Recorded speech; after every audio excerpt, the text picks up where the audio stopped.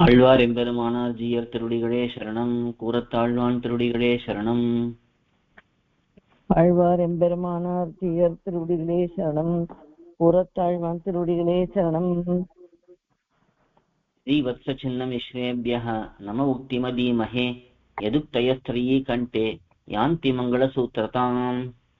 श्रीवत्स सिग्नमिश्रेभ्यः नम उक्तिमतीमहे यदुक्तयस्त्रयी कण्ठे यान्ति मङ्गलसूत्रताम्. श्रीवत्स सिग्नमिश्रेभ्यः नम उक्तिमतीमहे यदुक्तयस्त्रयी कण्ठे यान्ति मङ्गलसूत्रताम्.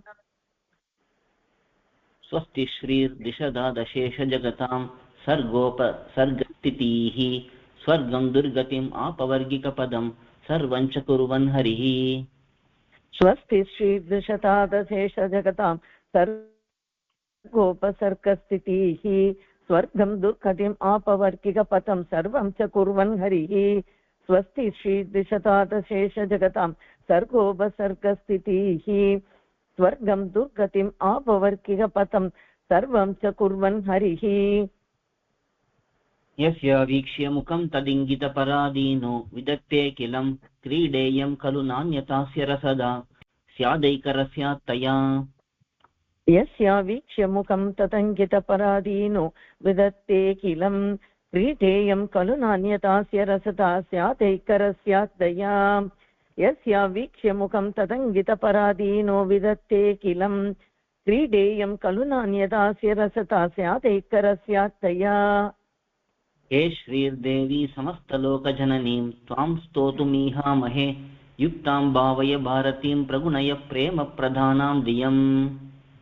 हे श्रीदेवी समस्तलोकजननी त्वां स्तोतुमीहामहे युक्तां भावय भारतीं प्रगुणय प्रेमप्रधानां धियम्. हे श्रीदेवी समस्तलोकजननी त्वां स्तोतुमीहामहे युक्तां भावय भारतीं प्रगुणय प्रेमप्रधानां धियम्. भक्तिं बन्धय नन्दयाश्रितमिमं दासं जनं तावकं लक्ष्यं लक्ष्मीकटाक्षवीचि विसृतेः ते स्यामचामि वयम्. भक्तिं बन्धय नन्दयाश्रितमिमं दासं जनं तावकं लक्ष्यं लक्ष्मीकटाक्षवीचि विसृतेः ते स्यामचामि वयम्.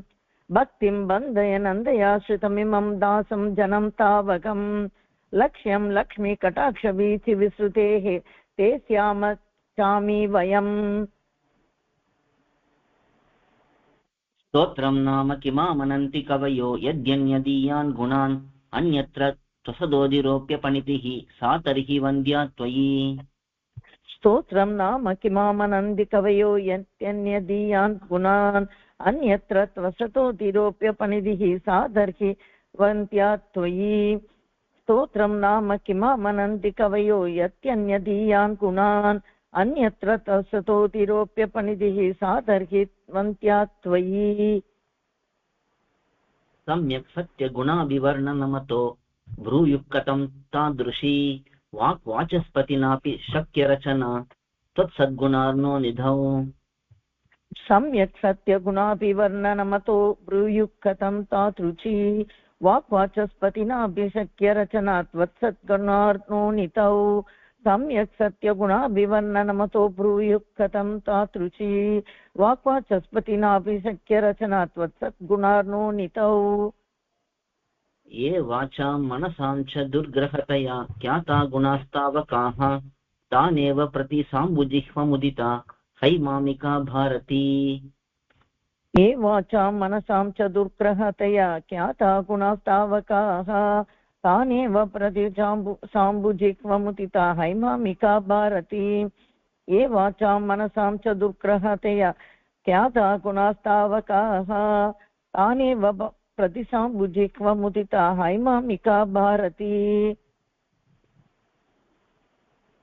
हास्यं तत्तु न मन्महे न हि चकोर्येका किलां चन्द्रिकां नालं पातुमिति प्रगृह्य रसनाम् आसीत सत्यां तृषी. हास्यं तत्तु न मन्महे न हि चकोर्ये काकिलां चन्द्रिकां नालं पातुमिति प्रगृह्य रसनाम् आसीत सत्यां तृषी. हास्यं तत्तु न मन्महे न हि चकोर्ये काकिलां चन्द्रिकां नालं पातुमिति प्रगृह्य रसनाम् आसीत सत्यां तृषी. चोदीयानपि दुष्टबुद्धिरपि निस्नेहोऽप्यनीहोऽपि ते कीर्तिं देवि लिहन्नहं न च बिभेम यज्ञो न जिह्रेमि च चोदीयानपि दुष्टपुत्तिरपि निस्नेहोऽप्यनीहोऽपिते कीर्तिं देवी लिहन्नहं न च बिभेम यज्ञो न जिह्रेमि च चोदीयानपि दुष्टपुत्तिरपि निस्नेहोऽप्यनीहोऽपिते कीर्तिं देवी लिहन्नहं न च बिभेम यज्ञो न जिह्रेमि च दुष्येत् सा तु न तावता न हि शुना लीडापि भागीरथी दुष्येत् स्वापि न लज्जते न च बिभेति आर्तिस्तु शाम्येच्छुनः दुष्येत् सा तु न तावता न हि शुना लीडापि भागीरथी दुष्येत् स्वापि न लज्जते न च बिभेति आर्तिस्तु शाम्येच्छुनः दुष्येत् सा तु न तावता न हि शुना लीडापि भागीरथी दुष्येत् स्वापि न लज्जते न च बिभेति आर्तिस्तु शाम्येच्छुनः ऐश्वर्यं महदेव वाल्पमतवा दृश्येत पुंसां हि यत् तल्लक्ष्म्या समुदीक्षणा तव यत् सार्वत्रिकं वर्तते ऐश्वर्यं महदेव वाल्पमतवा दृश्येत पुंसां हि यत् तल्लक्ष्म्या समुदीक्षणा तव यत् सार्वत्रिकं वर्तते ऐश्वर्यं महदेव वाल्पमतवा दृश्येत पुंसां हि यत् तल्लक्ष्म्या समुदीक्षणा तव यत् सार्वत्रिकं वर्तते तेनैतेन न विस्मये महि जगन्नाथोऽपि नारायणः धन्यं मन्यत ईक्षणा तव यत् स्वात्मानमात्मेश्वरः तेनैतेन न विस्मये महि जगन्नाथोऽपि नारायणः धन्यं मन्यत ईक्षणात् तव यतः स्वात्मानमात्मेश्वरः तेनैतेन न विस्मये महि जगन्नाथोऽपि नारायणः धन्यं मन्यत ईक्षणात् तव यतः स्वात्मानमात्मेश्वरः ऐश्वर्यं यदशेषपुंसि यदिदं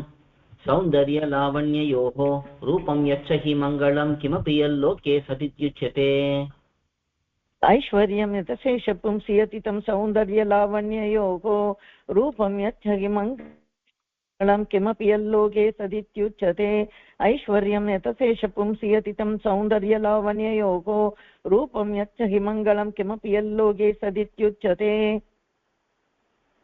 तत्सर्वं त्वदधीनमेव यदतः श्रीरित्यभेदेन वा यद्वा श्रीमतीदृशेन वचसा देवी प्रतामश्नुते तत्सर्वं त्वदधीनमेव यतः श्रीरित्यभेदेन वा यद्वा श्रीमतीदृशेन वचसा देवी प्रतामश्नुते तत्सर्वं त्वदधीनमेव यतः श्रीरित्यभेदेन वा यद्वा श्रीमतीदृशेन वचसा देवी प्रदामस्नुते देवी त्वन्महिमावदीर्ण हरिणा नापि त्वया ज्ञायते यद्यप्येव मतापि नैव युवयोः सर्वज्ञता हीयते देवी त्वन्महिमावतीर्ण हरिणा नापि त्वया ज्ञायते यद्यप्येव मतापि नैव युवयोः सर्वज्ञता हीयते देवी त्वन्महिमावतीर्ण हरिणा नापि त्वया ज्ञायते यद्यप्येव मतापि नैव युवयोः सर्वज्ञता हीयते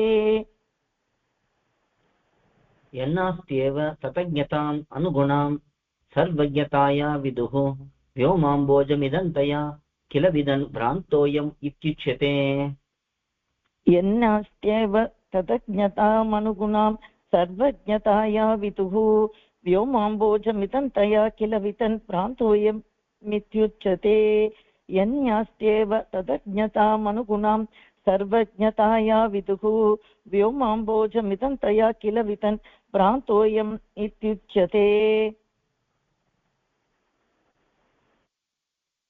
लोके वनस्पति बृहस्पति तारतम्यं यस्याः प्रसाद परिणाममुदाहरन्ति लोके वनस्पति बृहस्पति तारतम्यं यस्याः प्रसादापि परिणाममुदाहरन्ति लोके वनस्पति बृहस्पति तारतम्यं यस्याः प्रसाद परिणाममुदाहरन्ति सा भारती भगवती तु यदीयदासी तां देवदेव महिषीं श्रियमाश्रयामः सा भारती भगवती तु यदीयदासी तां देवदेव महिषीं श्रियमाश्रयामः सा भारती भगवती तु यदीयदासि तां देवदेवमहिषीं श्रियमाश्रयामः।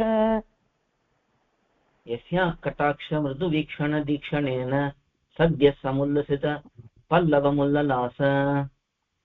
यस्य कटाक्षमृतुवीक्षणदीक्षणेन सत्यः समुल्लसितपल्लवमुल्ललास।